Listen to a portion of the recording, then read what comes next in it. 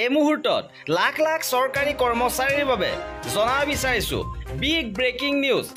এবাৰ এনপিএছৰ অধীনৰ লাখ লাখ চৰকাৰী কৰ্মচাৰীৰ বাবে অৱশেষত আহিছে ভাল খবৰ। চৰকাৰৰ ফালৰ পৰা 50% নিশ্চিত পেঞ্চনৰ প্ৰস্তাৱ দিছে।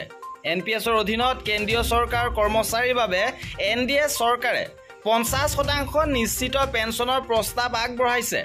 ৰাজ্যসমূহলৈ OPS ঘূৰি আহিবলৈ আৰম্ভ কৰাৰ পিছত এনপিএছৰ অধীনত পেঞ্চনৰ সুবিধা উন্নত কৰাৰ উপায় বিচাৰি 2023 চনত মোদী চৰকাৰে বিত্ত সচিব TV সোমনাথনৰ নেতৃত্বত এখন সমিতি গঠন কৰিছিল।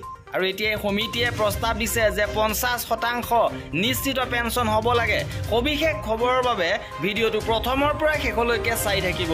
2023 চনৰ মাৰ্চ মাহত নৰেন্দ্ৰ মোদী চৰকাৰে বিত্ত সচিব TV সোমনাথনৰ নেতৃত্বত এখন সমিতি গঠন কৰি এনপিএছৰ অধীনত পেঞ্চনৰ সুবিধা উন্নত কৰাৰ উপায় বিচাৰি উলিয়াবৰ বাবে নিৰ্দেশনা প্ৰদান কৰিছিল। আৰু এই কামৰ বাবে পেনেলটোক কোনো সময়সীমা দিয়া হোৱা নাছিল।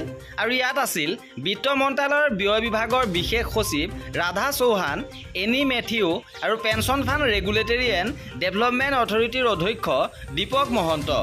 এনপিএছৰ প্ৰস্তাৱ অনুসৰি প্ৰস্তাৱিত আঁচনিখনে শেষৰ দৰমহাৰ 40ৰ পৰা 50% পেঞ্চনৰ নিশ্চয়তা প্ৰদান কৰিব।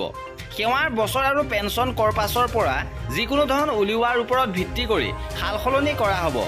নিশ্চিত পেঞ্চনৰ ধনৰাশি পূৰণ কৰিবলৈ পেঞ্চন কৰ্পাছৰ যিকোনো অভাৱ হ'লে কেন্দ্ৰীয় চৰকাৰৰ বাজেটত পৰিশোধ কৰা হ'ব।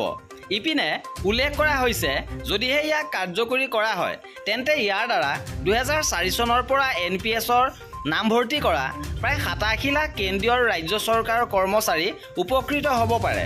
আৰু কৰ্মচাৰীসকলৰ এনেধৰণৰ খা খবৰৰ বাবে আমাৰ চেনেলটো ছাবস্ক্ৰাইব কৰি ৰাখিব। ভিডিঅ'টো শেষলৈকে চোৱাৰ বাবে বহুত ধন্যবাদ।